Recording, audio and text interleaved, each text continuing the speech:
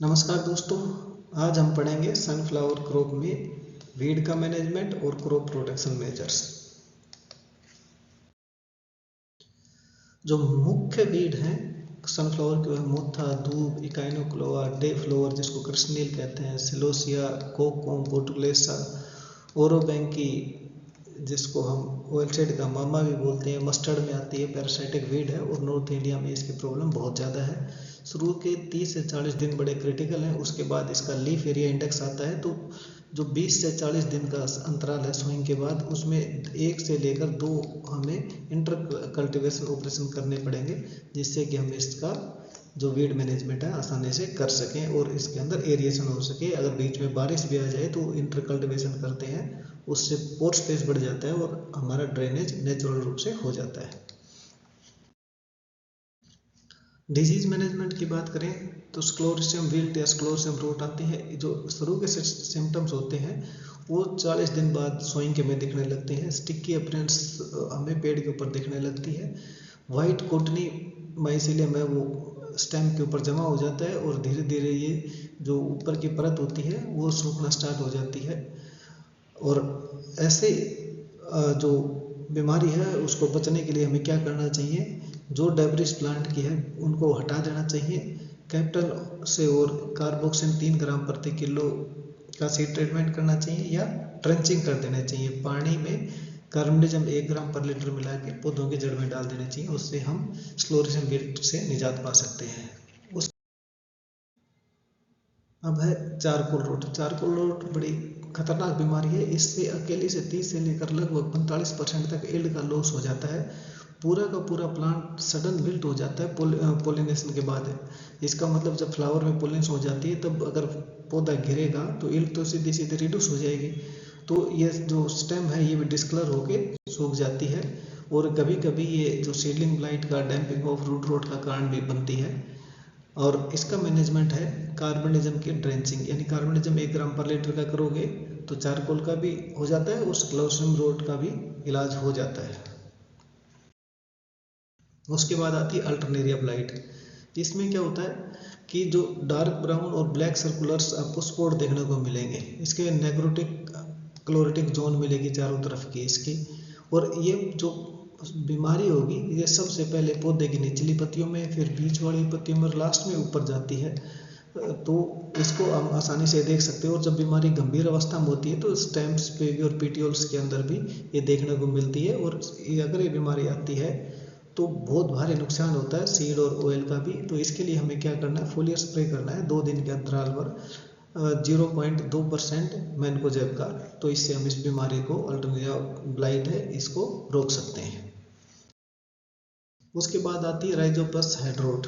इसके अंदर जो हमारा हेड होता है शुरू में इरेगुलर वाटर स्पॉट्स बनते हैं और वो जो फ्लावर जब राइपनिंग की तरफ आता है तो वाटर सोक्ड आपको एरिया देखने को मिलेगा और उसके ऊपर सुपरफिशियल वाइट कलर का माइसीलियम जमा हो जाएगा जो बाद में ब्लैक कलर में कन्वर्ट हो जाएगा। या तो इसके जो सीड होते हैं नीचे गिर जाएंगे या इसमें अटैच रहेंगे तो उनका टेस्ट बहुत बिटर रहेगा, कड़वा रहेगा और ये इसकी क्वालिटी घट जाती है। इसका इलाज है कि आप मैनकोजेब का 2 ग्राम पर लीटर के हिसाब से आप इसकी स्प्रे कर लो और जब स्प्रे करोगे तो इसका इलाज संभव है। उसके बाद है insect pest management. Head borer. Head borer क्या करेगा? सबसे पहले जब इसका लार्वा जो पत्तियां होते हैं इसके निचले भाग को खाएगा, फिर उसके बाद ये फ्रूट पे जाएगा। फ्रूट के अंदर ये जो फ्रूट के सीड्स हैं वहाँ से खाना पड़ेगा और कैप्सुलम में बोर कर देगा नीचे की साइड। और इसके बाद इसमें फंगल डेवलपमेंट भी शुरू हो जाती है और पूरा का पूरा फूल खराब हो जाता है। इसके लिए हम क्या कर सकते हैं? इंटरक्रॉप कर सकते हैं ग्रीन ग्राम की, ब्लैक ग्राम की, ग्राउंड नट की, सोयाबीन की और ट्रैप क्रॉप लगा सकते हैं मार्जिन स्पेस के। तो वो भी 50 प्लांट पर हेक्टेयर एकड़ होंगे। तो इसमें जो हेड बोरर है वो उसकी तरफ शिफ्ट हो जाएगा। स्प्रे कर सकते हैं नीम ऑयल का, नीम सीड कर्नल्स के एक्सट्रैक्ट का एग्स की लेइंग से पहले, या उससे भी कंट्रोल नहीं होता है तो किनल फोर्स 1500 ml 500 लीटर पानी में घोल बनाकर 1 हेक्टेयर में स्प्रे करके हेड बोरर से निजात पाया जा सकता है। उसके बाद आता है हेरी कैटरपिलर। हेरी कैटरपिलर का जो यंग लार्वा होता है वो बड़ी स्पीड से अंडर सरफेस होते हैं लीफ को उसको खाता है, और उसके बाद जो कैटरपिलर फीड कर जब करता है तो पूरी की पूरी जो क्रॉप होती है डिफोलेट हो जाती है, पत्ते गिर जाते हैं, ड्राइंग अप हो जाती है।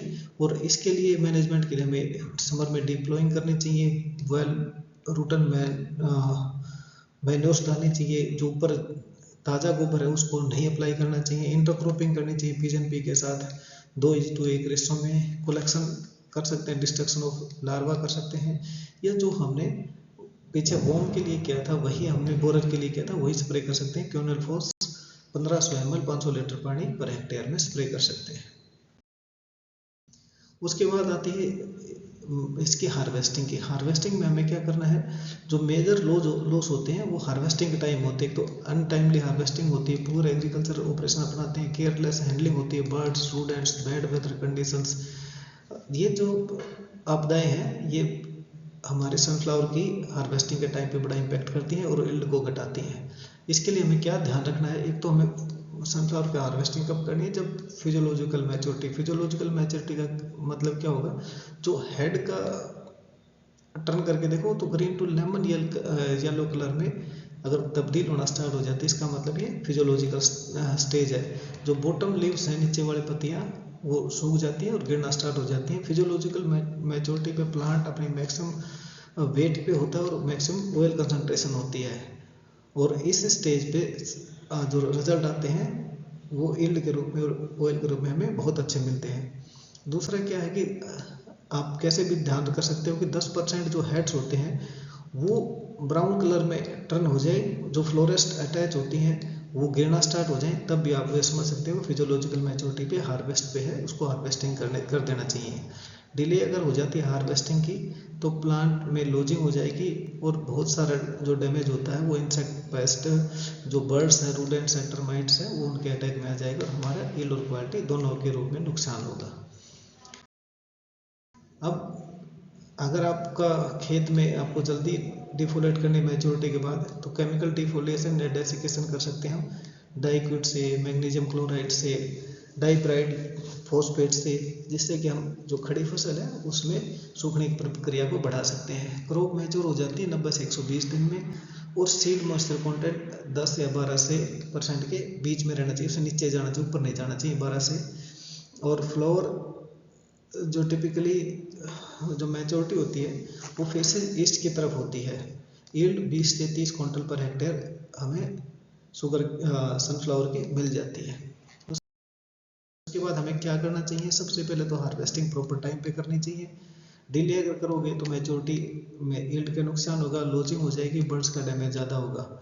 सनफ्लावर की हार्वेस्टिंग कब करनी है, जब 10% ऑफ जो हेड्स है उनको वो टर्न ब्राउन हो जाते हैं, फ्लोरेट्स गिरना स्टार्ट हो जाती हैं। अगर हम फिजियोलॉजिकल मैच्योरिटी से पहले अगर हार्वेस्ट करते हैं तो सीड की और ऑयल की दोनों की क्वालिटी कम हो जाती है। हमें केमिकल डिफोलिएशन के लिए डाइक्विट, मैग्नीशियम क्लोराइड, डाइप्राइड फॉस्फेट को स्प्रे कर सकते हैं। हमें नेचुरल जो ड्राइंग है वो स्टैंडिंग क्रॉप में उसको नहीं फॉलो करना है, क्योंकि डिले हार्वेस्टिंग हो जाएगी इससे। कंडक्टिव जो वेदर कंडीशंस हैं उसमें हार्वेस्ट करना है, यानी धूप हो, रेनी सीजन ना हो, क्लाउडी वेदर ना हो, तो उस समय पे हमें क्या करना है, वेदर फोरकास्टिंग के आधार पे क्रॉप की हार्वेस्टिंग करनी है, वरना नुकसान होगा। मैकेनिकल थ्रेशर को हमें यूज़ करना चाहिए, क्योंकि लेबर सेविंग भी और इकोनॉमिकल भी है। जो मैनुअल थ्रेशिंग है वो इकोनॉमिकल नहीं रहती, बहुत सारा टाइम लग जाता है। तो हमें हार्वेस्टिंग के वक्त इन 4-5 बातों का विशेष मुख्यतः ध्यान रखना है। मैं आशा करता हूँ कि आपको सूरजमुखी के विषय में खरपतवार नियंत्रण, कीट प्रबंधन, बीमारी प्रबंधन और हार्वेस्टिंग के समय किन किन सावधानियों का ध्यान रखना चाहिए उसके बारे में उचित जानकारी मिली होगी। अन्य जानकारियों के लिए हमसे जुड़े रहिए। धन्यवाद।